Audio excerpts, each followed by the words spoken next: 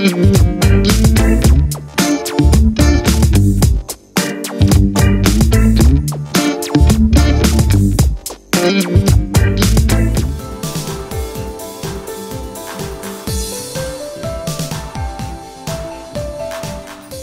வணக்கம். இன்னைக்கு நம்ம வீடியோவில் என்ன பார்க்க போறோம்னா, அதாவது ரோட்டு கடை காளான். இந்த ரோட்லலாம் வண்டியில் போட்டுருப்பாங்க பார்த்தீங்களா காளான்னு, அது எல்லாருமே பெரியவங்க சின்னவங்க அதுக்கு எல்லாம் மயங்கிடுறாங்க. காளான் காளான் காளான் போய் எல்லாம் வாங்கி சாப்பிட்றாங்க. ஆனால் அது உண்மையான காளான் இல்லை. அது எதில் செய்கிறாங்க, எப்படி செய்கிறாங்க, அந்த காளானை எப்படி செஞ்சு கொடுக்குறாங்க அப்படிங்கிறத இன்னைக்கு நம்ம வீடியோவில் பார்க்க போகிறோம். ஒரிஜினல் காளானை வச்சு அந்த மாதிரி செஞ்சு கொடுக்க முடியாது, அவங்களுக்கு கட்டுப்படியாகவும் செய்யாது. ஒரிஜினல் காளானும் இருக்கு, அது ரேட் ஜாஸ்தியா இருக்கும். ஆனா இதுதான் நிறைய ஓடும். நிறைய பேர் இந்த காளான் தான் வாங்கி சாப்பிடுவாங்க.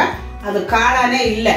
ஆனா அதுக்கு என்ன பயன்படுத்தி காளான் மாதிரி செய்யறாங்க அப்படிங்கறத இன்னைக்கு நம்ம செஞ்சு காட்ட போறோம்.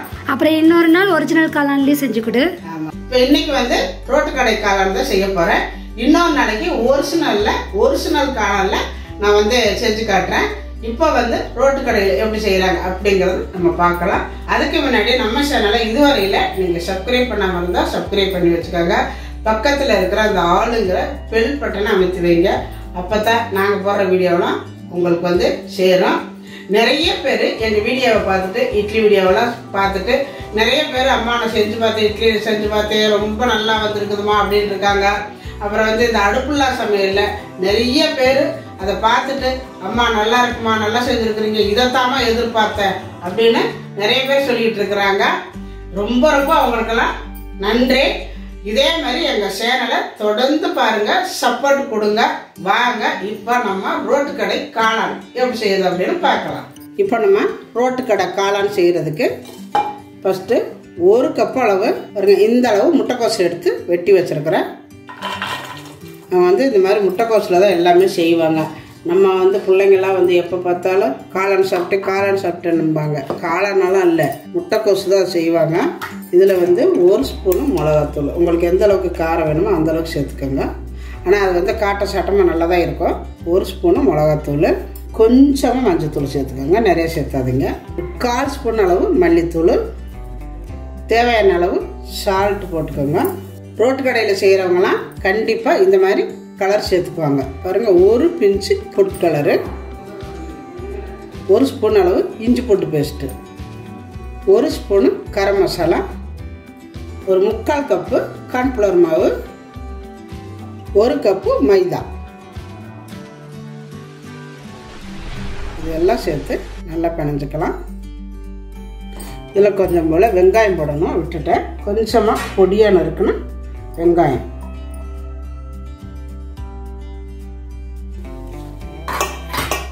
பிணைஞ்சிட்டு கொஞ்சம் கொஞ்சமாக தண்ணி விட்டு பிணைஞ்சிக்கோங்க. தண்ணி பார்த்து விட்டுக்கணும், டக்குன்னு விட்டுறாதீங்க, குழப்பாயிரும்.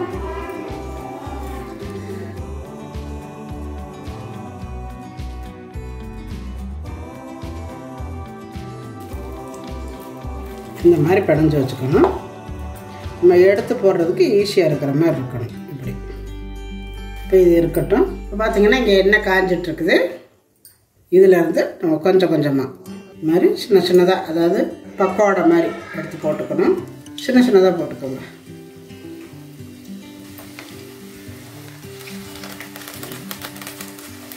இந்த மாதிரி போட்டு விட்டோன்னா கொஞ்சம் நேரம் வேக விட்டு தான் திருப்பணும். உடனே திருப்பிடாதீங்க, ஒட்டிக்கும், இல்லாட்டி உடஞ்சி கசகசன் ஆயிரும், கிளஞ்சிரும். அதனால் வேக விட்டு திருப்பணும். இப்போ வேகட்டும், நல்லா வேக விட்டு இந்த மாதிரி திருப்பிடுங்க.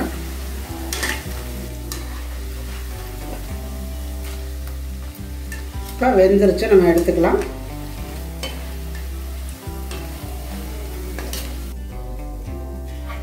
பாருங்க, ரோட்டு கடை காளான் எப்படி இருக்கு,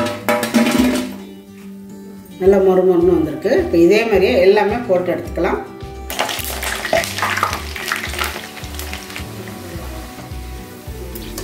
எல்லாம் பொரிச்சு எடுத்தாச்சு, அவ்வளோதான். இதுதான் லாஸ்ட்டு.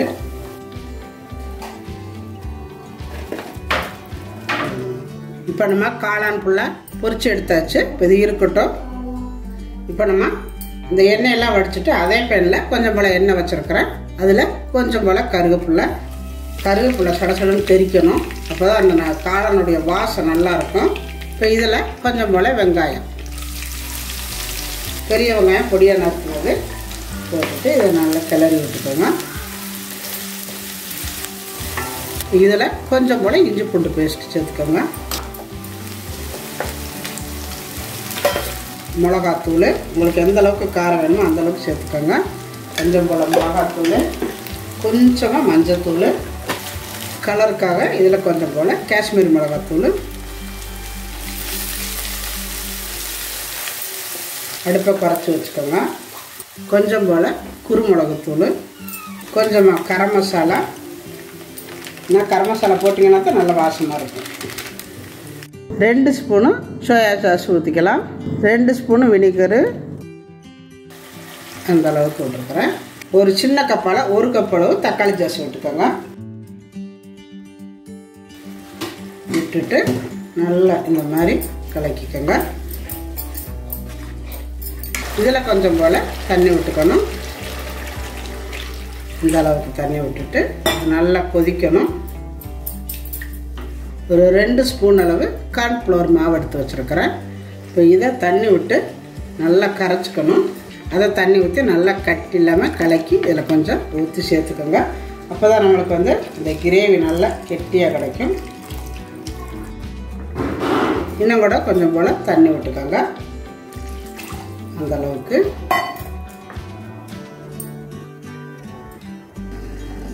இப்போ இதில் கொஞ்சம் போல் சால்ட்டு போட்டுக்கோங்க. அவ்வளவுதான். நம்ம பொரிச்சு வச்சிருக்கிற இந்த காளானை இதில் சேர்த்துக்கலாம்.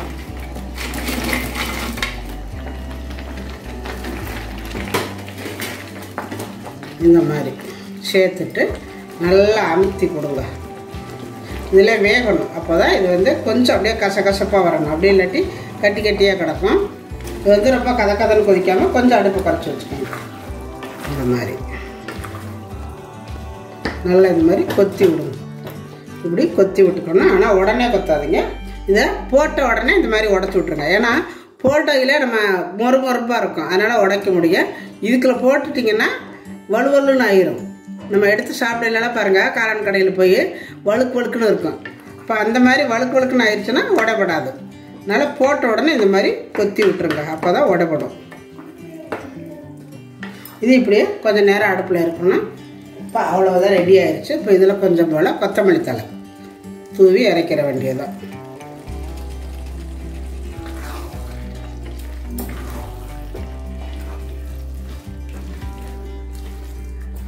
அவ்வளோதாங்க. ரோட்டு கடை காளான் எல்லாரும் சொல்லுவாங்க. அதாவது ஒரிஜினல் காளான் தான் செய்வாங்க அப்படின்னு நினச்சிட்டே இருப்பாங்க நிறைய பேர். நான் கூட ரொம்ப நாள் அப்படி தாங்க இருந்தேன். என்னடா காளான்ங்கிறாங்க, எப்படி வழுக்கு வழுக்குன்னு இருக்குதே, சரி இது ஒரு காளான் போல் இருக்குது அப்படின்ட்டு இருந்தேன். அப்புறம் தான் தெரிஞ்சுது அது வந்து வெறும் மைதாவில் செஞ்சதுன்னு.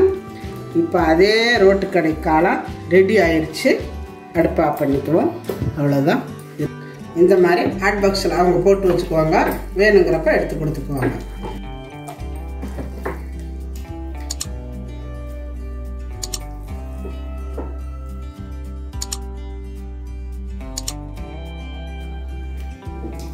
இந்த மாதிரி மூடி வச்சுட்டோம்னா அது வாட்டில் இருக்கும். சூடாகவே வேணுங்கிறப்ப போட்டு சாப்பிட்டுக்கலாம். மூடி வச்சிடலாம்.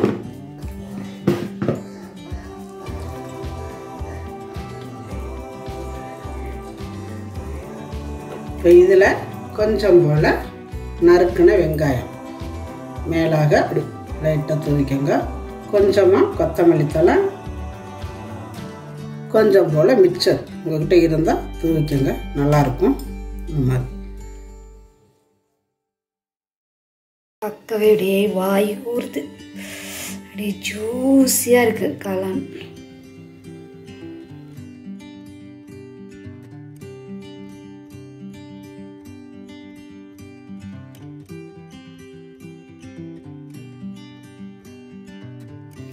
இப்போ ரோட்டு கடை காளான் ரெடி ஆயிடுச்சு. பாருங்க எப்படி வந்துருக்குதுன்னு. எங்கள் பானு வந்து பார்க்கையிலே அம்மா நான் அவளை எச்சு ஊறுதுமா, சூப்பராக இருக்குதுமா, உடனே கொடுமா அப்படின்ட்டு இருக்கிறா. நல்லா சூட்டோட சாப்பிடும் பொழுது அதே மாதிரி, அதாவது ரோட்டு கடையில் எப்படி செஞ்சு கொடுக்குறாங்களோ அதே டேஸ்ட்டு அதே மனமாக நல்லா இருக்குது. இன்னும் வந்து இதை வந்து உருண்டையாக நம்ம போட்டு எடுக்கும் பொழுது அந்த கடையில் வாங்கி சாப்பிட்டா அந்த எப்படி இருக்குமோ அதே மாதிரி நல்லா மொறு நல்லா வாசமா அப்படியே கடை டேஸ்ட்லேயே இருக்குமா அப்படின்னு. அதை கூட நம்ம சில்லி மாதிரி சாப்பிட்டுக்கலாம். ஏன்னா நானே கொஞ்சம் எடுத்து சாப்பிட்டுட்டேன் சில்லி மாதிரி. அவங்க சொன்னாங்க, அம்மா அது வந்து கடையில் ரோட்டு கடையில் எப்படி சாப்பிட்டா எப்படி இருக்குமோ அதே வாசம் அதே மனம் அதே டேஸ்ட் அப்படியே இருக்குதுமா இப்போவே. இன்னும் வந்து நீங்கள் இதை வந்து கிரேவி பண்ணி போடும்பொழுது இன்னும் ரொம்ப நல்லா இருக்குமா அப்படின்னு சொன்னாங்க. இப்போ ரொம்ப கிரேவி முடிஞ்சிருச்சு, இன்னும் எங்கம்மா தராம உங்ககிட்ட பேசிட்டு இருக்காங்க. ரொம்ப அவளுக்கு வந்து இதெல்லாம் வந்து அதான் சொல்லலாம், இந்த மாதிரி எல்லாம் மாறிட்டாங்க பிள்ளைங்கலாம், எப்படா கொடுப்பாங்கன்னு காத்துட்டு இருக்கிறாங்க. ரொம்ப அருமையாக வந்திருக்குது. நான் சாப்பிட போகிறேன். இப்போ பானா அவங்க வீட்டுக்காரர் கொண்டு போய் கொடுக்க போறா. பாருங்க எங்க தியாவும் கிளாஸோட வந்துட்டாங்க. தியாவும் வந்துட்டா. ஷர்ட் பாருங்கப்பா, ரோட்டு கடை காளான் எப்படி இருக்குன்னு. ஆமாம், டைட்டில் சூப்பராக இருக்குமா, நல்லா இருக்கா? நல்லா இருக்குங்க டைட்டில். ஷர்ட் பாருங்க.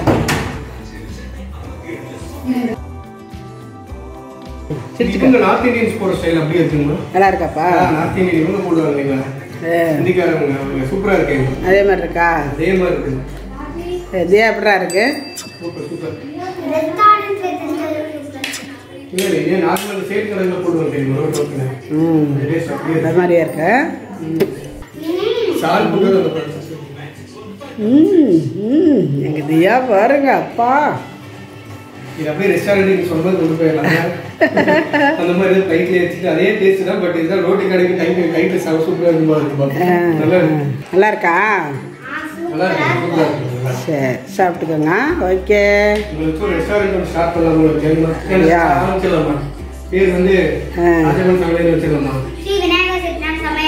பாருங்க, ஐயாப்பா கிச்சன் ஹோட்டல். சரி நல்லா இருக்கு. சரி, இதே மாதிரி நீங்களும் செஞ்சு பாருங்க. செஞ்சு பார்த்துட்டு எப்படி வந்துச்சு அப்படிங்கறத எனக்கு கமெண்ட்ல சொல்லுங்க.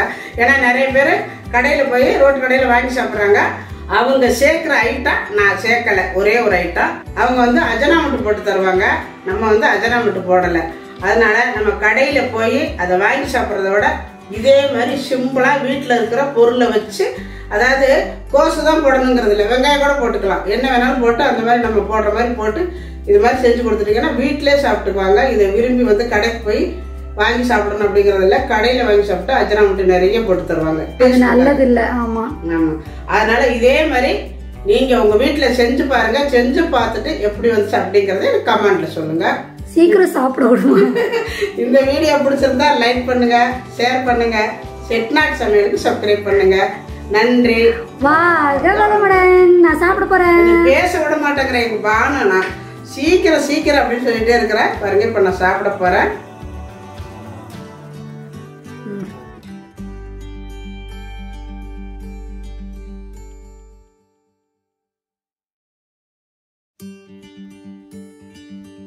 சூப்பரா இருக்குங்க, ரொம்ப நல்லா இருக்கு.